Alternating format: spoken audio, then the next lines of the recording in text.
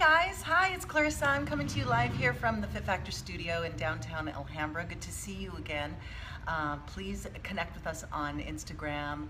Obviously, you've connected with us on Facebook, but you can find us on Instagram also. And if you're ever here in the greater Los Angeles area, please find us. We're just outside of downtown LA and very close to Pasadena, and we would love to connect with you and see you.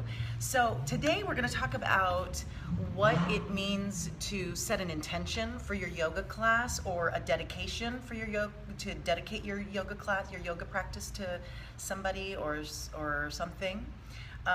What that is, what it even means, why we do it. So we'll get into that a little bit. It's a lot, but I'm going to kind of try and keep it condensed and just give you maybe just a little bit of direction. If you've ever been sitting in your yoga class and your teacher says to go ahead and set your intention, and you're kind of like looking from right to left, like, what does that even mean? I get it. I know exactly how you feel. I used to feel that way the first couple times I took yoga too. I'm like, yeah, I'm setting my intention. I don't really know what that means. So, but I've learned a couple little things along the way that I would like to share with you that maybe could help you out a little bit and just maybe provide you with a little understanding, a little direction. And it's just a suggestion, you know.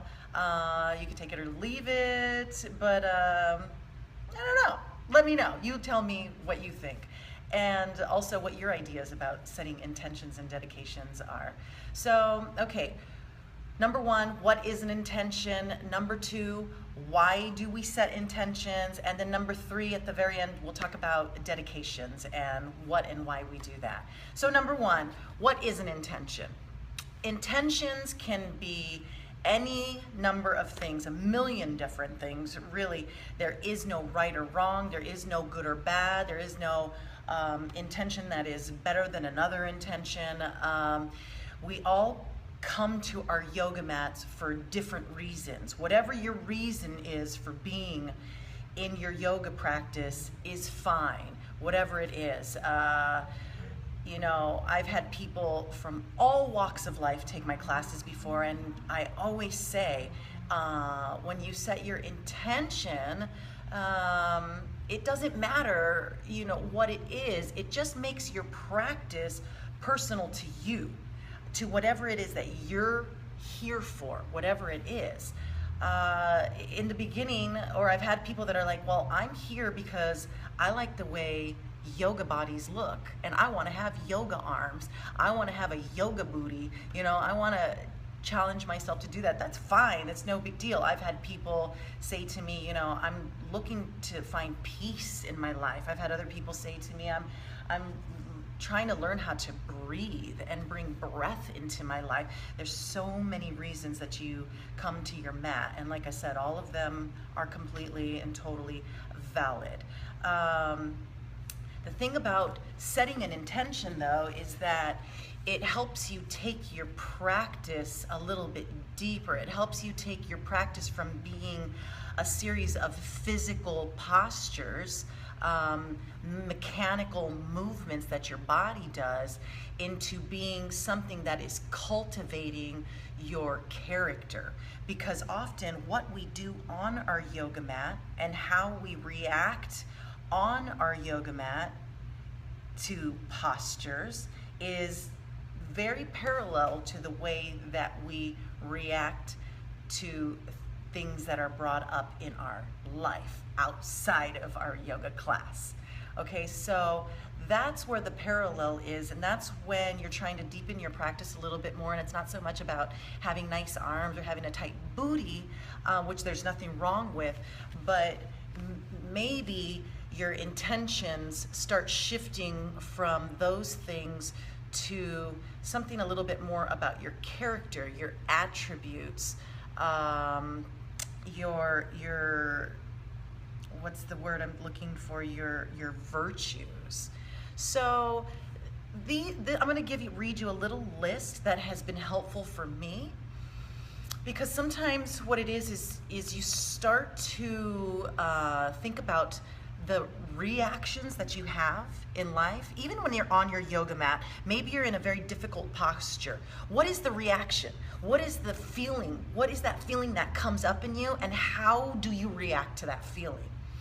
How you handle that on your mat is how you handle it outside. So if these particular feelings are coming up in you on your mat or in your life, perhaps your intentions can be this. And this is just a suggestion to maybe help direct you. Like I said, even when you're in class, remember that when you're taking class, your yoga teacher is always just giving you a suggestion. You can take or leave any posture. There's always a modification, or you can skip it. Maybe you can do it tomorrow, maybe not. Maybe you can do it, you were able to do it yesterday, but not today. Maybe you won't be able to do it until 10 years from now. It's really not that big a deal. It's okay. It's your practice. So just like it is in yoga class, same here. Just a suggestion. Maybe it helps you today. Maybe it helps you 10 years from now. So here's a couple examples. If you have feelings of anger, perhaps your intention should be forgiveness. It's a good one, right? If you have feelings of fear, perhaps your intention should be comfort. Maybe that's what you need in your class today, comfort. If you have feelings of weakness, maybe your intention should be for strength. If you have sadness, maybe your intention is joy. If you have doubt, maybe your intention is peace. If you have insecurity, maybe your intention is confidence. If you have instability, maybe your intention is balance. Betrayal, trust. Indifference, compassion. Constraint, maybe your intention is freedom. Do you feel constrained? Maybe you need to have an intention of freedom. Emptiness, maybe today's intention has something to do with fulfillment. Loneliness, maybe today's intention has something to do with community. So that's just a few words, a handful of words that maybe can help you as you sit there thinking about what your practice should be about, and if you're trying to look to deepen into your practice. Maybe it's not for you, and that's okay. If it comes, it comes. If it doesn't, it doesn't. It's all good. Now, why do we do it? Because we're cultivating that character in ourselves, and we're taking our practice from a physical a little bit deeper. It's digging in a little bit deeper. Okay, so that's why we set an intention. I hope it helps to I hope that it helps you to not just go through the motions, but to actually have a purpose for why you are doing these postures and understanding how they parallel to what's happening in your life. Okay, so let's talk about what a dedication is, because it's a little bit different than an intention.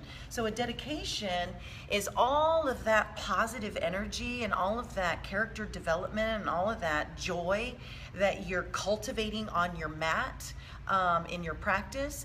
You can actually offer that up to somebody else or something else, or maybe it's just to your God or your higher power, whatever that is for you. Maybe you want to offer that up. You can actually use that energy and use that light and use that love to send out into the world, to set out into those in need, or to send out into, maybe it's a project or a cause or something that you feel deeply about, you feel passionate about.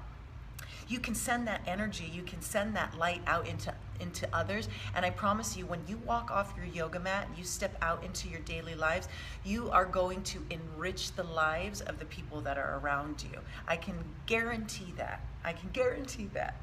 Money back guarantee. So just think about that when the next time you go into your practice and your yoga teacher, calms you down, brings you into the moment, you take a couple breaths, and she or he says to you, go ahead and take a moment now and set your intention. Maybe the next time you try it, think wisely and really consider what it is that you would like to cultivate in your life and to those people that are around you. And perhaps that is what your intention could be. Okay, so I challenge you to give that a try the next time you take a yoga class. And it doesn't have to just be in your yoga class. It can be when you wake up in the morning. Like, what is my intention for the day? What do I want to bring into my life and to give to everybody else. Remember, this is this resource that cannot be depleted. The Buddha has a quote, and I should have written this one down to read to you, and I don't have it written down or memorized. Note to self, memorize this quote. But it talks about how one candle can light 1,000 candles without this candle going out. And it's the same thing with the joy and the light and the love in you. You can pass that on to everybody around you without depleting it in yourself. So give it a try. Thank you so much for tuning in today. I challenge you to live fully, and namaste, everybody. Mwah. God bless you. Bye. Till next time.